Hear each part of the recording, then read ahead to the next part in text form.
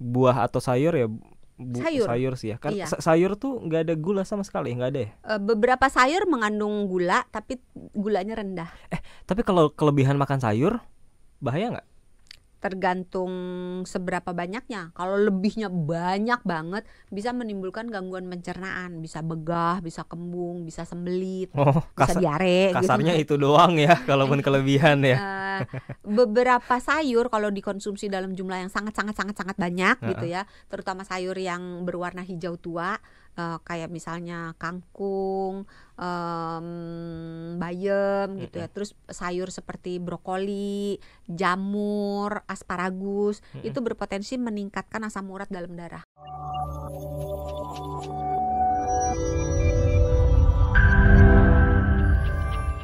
Kalau anak saya dari kecil udah doyan sayur apapun. Tapi kalau buah, nah ini malah nggak terlalu suka. Tapi tetap saya minta dia sih untuk selalu makan buah walaupun dikit. Nah yang mau ditanya, mana yang kurang baik dok? Nggak doyan sayur sama sekali atau Nggak nggak doyan doyan buah sama buah? sekali. Ini pertanyaannya menarik nih. Bagus nih. Terima kasih Ibu Luciana Wijaya. Kalau disuruh memilih, ya tentu buah dan sayur. Tapi kalau misalnya buah suruh milih salah satu gitu, saya milih yang buah. Saya milih yang sayur. Oh, kenapa dok? Karena di dalam sayur itu lebih banyak kandungan vitaminnya, mineralnya, antioksidannya, seratnya, dan lebih rendah gula. Kalau di buah, ya memang ada vitamin, ada mineral, ada antioksidan, tapi dia ada gulanya. Dan gula di dalam buah walaupun lebih sehat dibandingkan gula, misalnya gula pasir, gula Jawa, gula sirup gitu ya, itu lebih sehat, tapi apabila dikonsumsi berlebih-lebihan akan membebani tubuh juga. Jadi bisa beresiko menimbulkan berbagai gangguan penyakit, termasuk fatty liver, perlemakan hati, termasuk bisa berpotensi ya, bukan berarti pasti ya, bisa berpotensi menyebabkan diabetes. Nah, jadi kalau suruh milih sayur apa buah, mendingan dia makan sayur nggak makan buah daripada dia makan buah nggak makan sayur.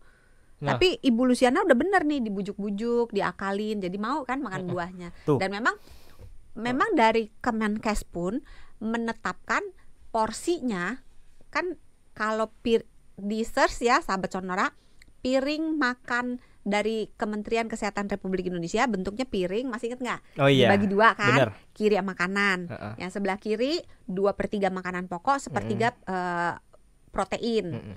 Yang sebelah kanan dibagi 3 lagi, 2/3-nya sayur, 1/3-nya buah.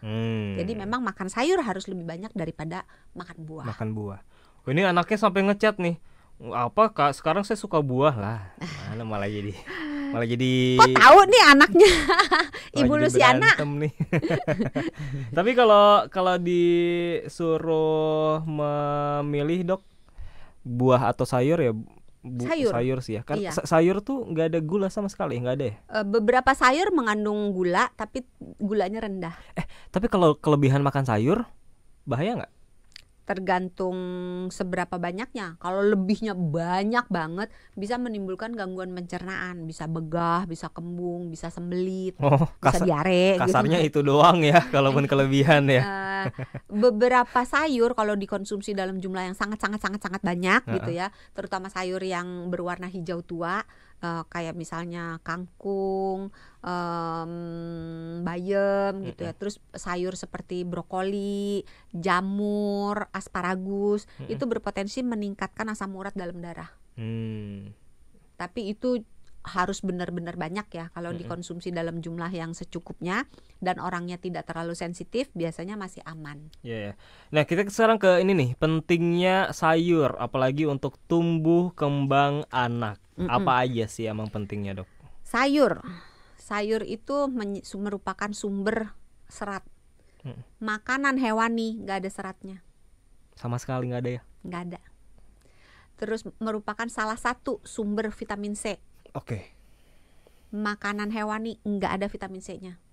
Ada sih sebenarnya dikit banget gitu ya. Sayur misalnya di jeroan hewan itu ada sedikit sekali vitamin C, tetapi kalau dimasak itu nguap karena vitamin C itu akan Iya. menurun jumlahnya dengan pemanasan dan kena paparan udara tuh dia Pemanasan mau olahraga dia. Oh iya, jangan lupa peregangan ya. Pendinginan. Jangan lupa pendinginan. Nah, vitamin C-nya itu nguap gitu sehingga kita harus mendapatkan vitamin C dari bahan makanan yang nabati, bisa sayur, bisa buah. Nah, kalau misalnya kita nggak makan sayur, masih makan buah, berarti vitamin C masih ada gitu kan. Tapi biasanya mineralnya agak kurang. Mineral tuh banyak di sayur-sayuran. Terus ada seratnya. Nah, serat kan mempermudah untuk buang air besar. Betul. Membuat anak cepat kenyang sehingga nggak cepat ngemil, sehingga terhindar dari resiko kegemukan. Iya. Oke, apalagi pentingnya buat tumbuh kembang? Sayur ketika kita kunyah itu kan dia crunchy ya. Ini kita lagi ngomong sayur yang crunchy, kayak misalnya ketimun, kalau buah tuh apel gitu ya. Jadi sayur-sayur yang crunchy kalau kita kunyah itu bisa dalam tanda kutip seperti sikat gigi, membersihkan area gigi. Oh iya. Iya. Oh, apa aja contoh sayur yang crunchy tuh? Semua sayur yang crunchy lah. Apa aja yang crunchy tuh? Wortel. Oke. Tadi ya zucchini. Oh, yang crunchy itu oke, paham saya yang kalau di gitu. Kalau yang nggak crunchy, yang lembek-lembek apa ya? Oh iya, lembek-lembek kayak yang daun-daun, dedaunan ya. Dedaunan. Tapi sebenarnya dedaunan juga ada fungsi untuk membersihkan giginya sih.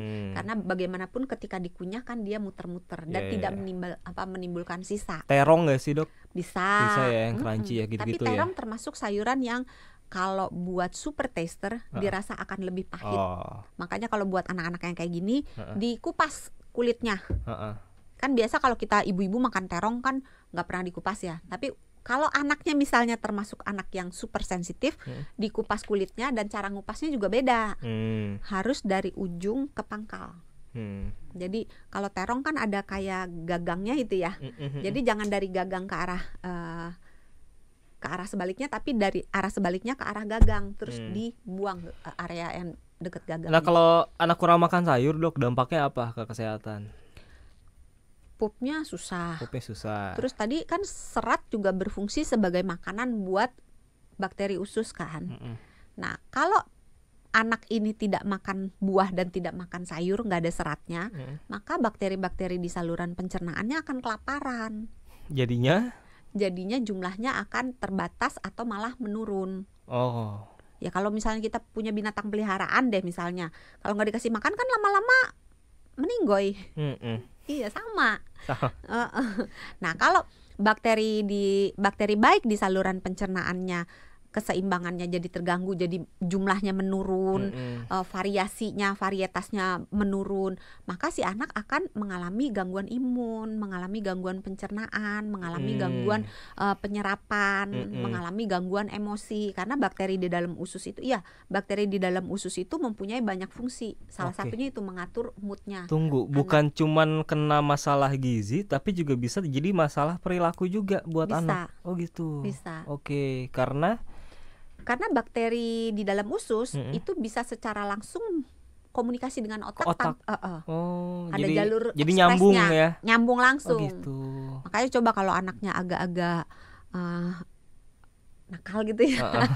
Coba diperhatikan apakah makannya kurang serat enggak? Apakah makannya terlalu banyak yang manis-manis, yang goreng-goreng? Karena yang minyak dan gula itu makanan buat bakteri jahat. Nah, kalau dikasih itu mulu, ya dia berkembang biaknya tambah subur. Nah, kalau bakteri jahatnya banyak, bakteri kecil yang baiknya pasti tertekan jumlahnya. Jadi kalau bingung anaknya kenapa sih perilakunya tantrum terus atau nakal terus, mungkin bisa dicoba. Kalau kurang sayur bisa dicoba perbanyak sayur ya. Jangan dianggap satu-satunya penyebab. Salah satu penyebab.